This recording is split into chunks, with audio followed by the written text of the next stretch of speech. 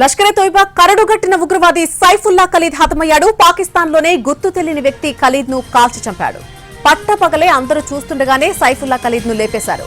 లష్కరే కార్యకలాపాల్లో సైఫుల్లాది కీలక పాత్ర. నేపాల్ మాడ్యూల్ మొత్తం కూడా అతడే నిర్వహించేవాడు. ఇండో నేపాల్ సరిహద్దుల నుంచి ఉగ్రవాదులను దేశంలోకి పంపేవాడు. గతంలో దేశంలో పలు ఉగ్రవాదుల దాడుల వెనుక కూడా ఇతడి పాత్ర ఉంది. రాంపూర్లోని 2001 సిఆర్పీఎఫ్ క్యాంపుపై దాడి వెనుక కూడా ఖలీద్ హస్తం ఉంది. 2005లో బెంగళూరు ఐఏఎస్సీ క్యాంపస్ పై దాడి వెనుక ఉన్నది కూడా ఇతడే. అలాగే 2006లో నాగ్పూర్లోని ఆర్ఎస్ఎస్ కేంద్ర కార్యాలయంపై దాడికి కుట్ర పన్నింది కూడా సైఫుల్లానే. 5 ఏళ్లలో 3 కీలక దాడులు చేసి దేశంలో కలకలం రేపాడు. భారత్లో లష్కరే తోయిబా కార్యకలాపాలు ఊపందుకోవడం వెనుక ఖలీద్ పాత్ర చాలా కీలకం. ఇతడు చాలా కాలం పాటు మారు పేరుతో నేపాల్లోని తలదాచుకున్నాడు. అక్కడి నుంచే కార్యకలాపాలు నడిపించాడు. వినోద్ కుమార్ అన్న పేరుతో తప్పుడు పత్రాలు సృష్టించి స్థానిక మహిళను పెళ్లి చేసుకున్నాడు. ఇటీవలే అతడు నేపాల్ ను వదిలి పాకిస్తాన్లోని సింధ్ ప్రావిన్స్ మట్లీకి మకాం మార్చేశాడు. రిక్రూట్మెంట్, నిధుల సేకరణలో ఇతడిది కీలక పాత్ర. ఇతన్ని ఎవరు చంపారన్న దానిపై స్పష్టత లేదు.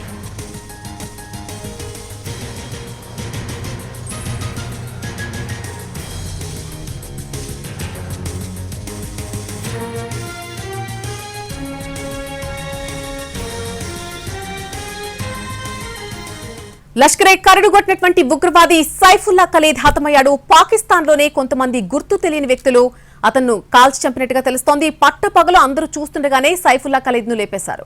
లష్కరే కార్యకలాపాల్లో సైఫుల్లాది చాలా కీలక పాత్ర. నేపాల్ మాడ్యూల్ మొత్తం కూడా అతడే నిర్వహిస్తూ ఉండేవాడు. ఇదే అంశానికి సంబంధించి పూర్తి అప్డేట్ మా ప్రతినిధి రాజు అందిస్తారు. లైవ్ లో రాజు.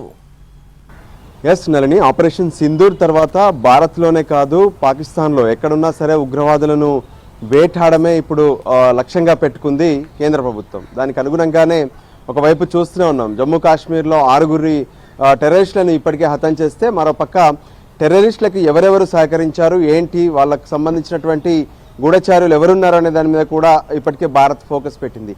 ఇక మరోపక్క కీలకమైనటువంటి అంశంగా చూస్తున్నాము, సైఫుల్లా ఖలీద్ కరడుగట్టినటువంటి ఉగ్రవాది లష్కరే తోయిబా కోసం ఎన్నో ఏళ్లుగా పనిచేస్తున్నారు. అంతేకాదు భారత్లో జరిగినటువంటి ఎన్నో దాడుల వెనుక సైఫుల్లా ఖలీద్ ఉన్నారు. సో అటువంటి ఖలీద్ని ఈరోజు పాకిస్తాన్లో, అంటే సొంత దేశంలోనే గుర్తు తెలియని వ్యక్తులు చంపేశారు. ఇంతకు చంపింది ఎవరు అనే దాని మీద ఒకవైపు పాకిస్తాన్లో ఉన్నటువంటి భద్రతా బలగాలతో పాటు భారత్ కూడా పూర్తి స్థాయిలో ఆధారాలు సేకరించేందుకు ప్రయత్నం చేస్తుంది.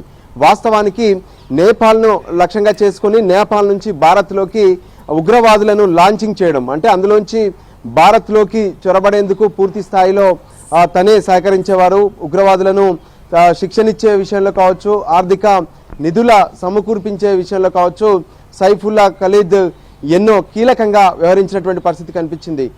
భారత్లో జరిగినటువంటి, అంటే ఆర్ఎస్ఎస్ కేంద్ర కార్యాలయం, దాంతోపాటు బెంగళూరులో జరిగినటువంటి ఉగ్రదాడి, మరోపక్క సిఆర్పిఎఫ్ క్యాంపు పైన జరిగినటువంటి దాడిలో కూడా సైఫుల్లా ఖలీద్ కీలకంగా వ్యవహరించినట్టుగా తెలుస్తుంది. గత కొంతకాలంగా నేపాల్లోనే ఉండి ఈ మధ్య కాలంలో పాకిస్తాన్లోకి మళ్ళీ వెళ్లారు.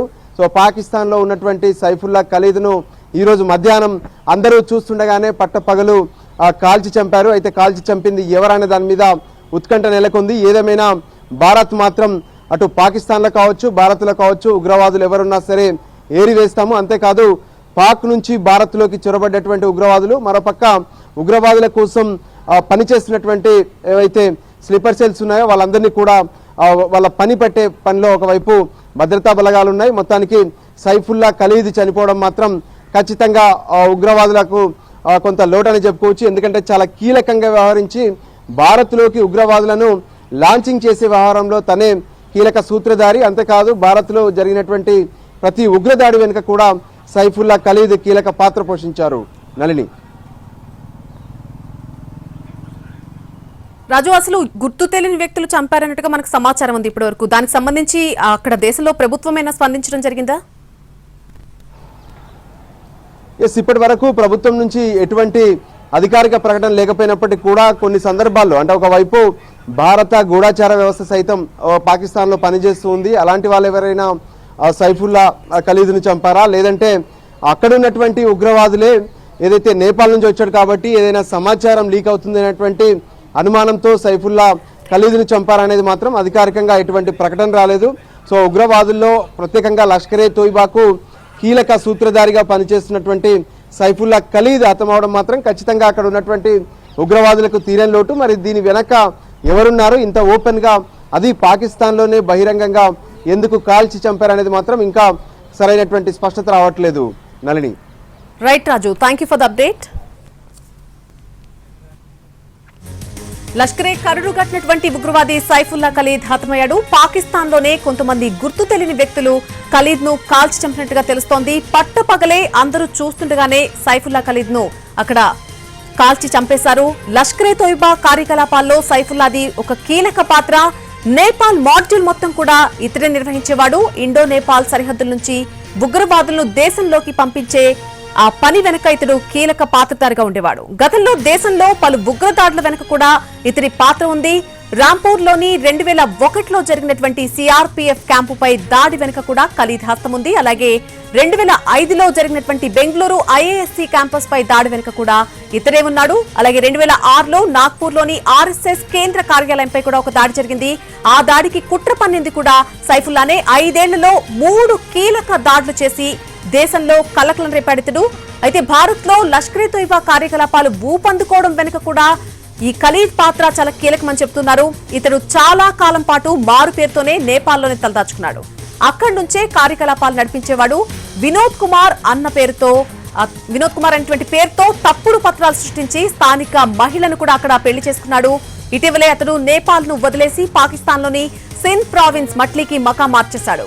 రిక్రూట్మెంట్, నిధుల సేకరణలో ఇతడిది కీలక పాత్ర. ఇతన్ని ఎవరు చంపారన్న దానిపై ప్రస్తుతం అయితే ఎటువంటి క్లారిటీ లేదు. భారత్ కు వ్యతిరేకంగా పనిచేసేటువంటి 16 మంది ఉగ్రవాదుల్ని 2 ఏళ్లలో గుర్తు తెలియని వ్యక్తులు పాక్ గడ్డపైనే కాల్చి చంపేశారు.